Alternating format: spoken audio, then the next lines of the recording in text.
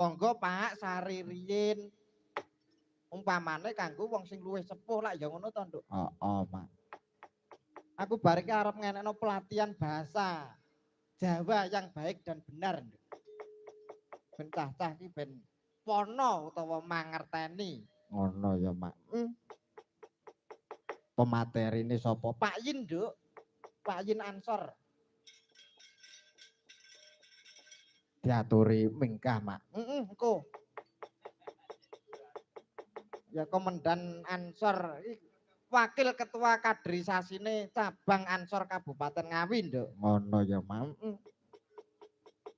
Mbah Takim kersane istirahat, berkahi awake dhewe wis cukup, Nduk. Ngono. Niki wonten request Mbak Yu. Lali janjine saking Mas Ropik Ibnu Padas. Mangga ingkang badhe. Oh, kalih caping gunung. Nggih. Mas Ropik terusé badhe joget Mas Ropik. Nggih dipun ladosi rumiyin. Nika oh nggih. Caping gunung riyin menika ket sore. Nah, caping gunung mengke terus lali janjine gek sowan Ndara ya nduk lakone sih dawa. Heeh. Caping gunung dipun bawani dijengglengke. Nah. Monggo kakung napa putri ingkang bawa? Mboten kados nek kakung. Dan aku ya ditunggoni pepundhenku kok, Nduk. Jan. Jan kanugrahan bengi iki. Ngono ya, Mam. Monggo Pakde nyuwun berkahipun.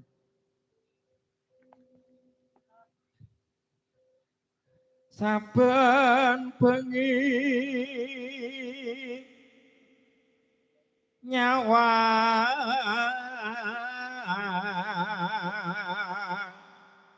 kona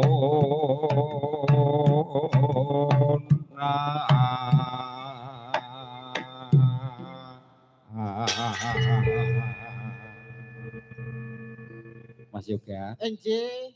Mbak Limbuk nih. Enjih dos pundi? Sowepe Mas. Nganggur yo nusul rene. Sami.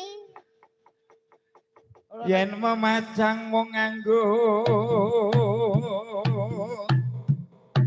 janur kuning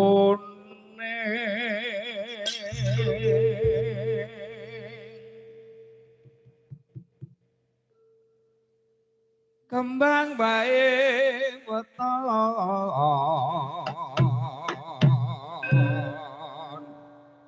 gunung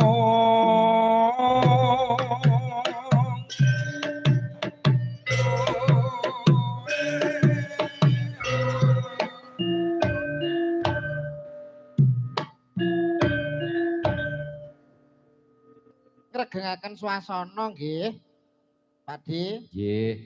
Angger ngemse ngono ade mesti ditimbali. Nggih kudu no Mas. Aku kritik satu Mas untuk Pak Dalang engko tak BA. Nah, ison pacitan sarwi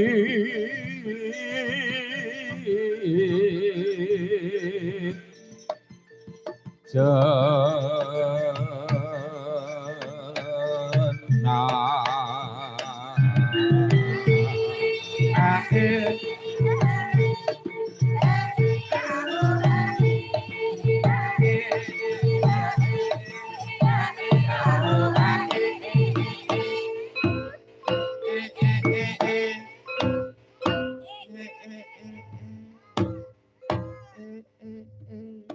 tiut-tiut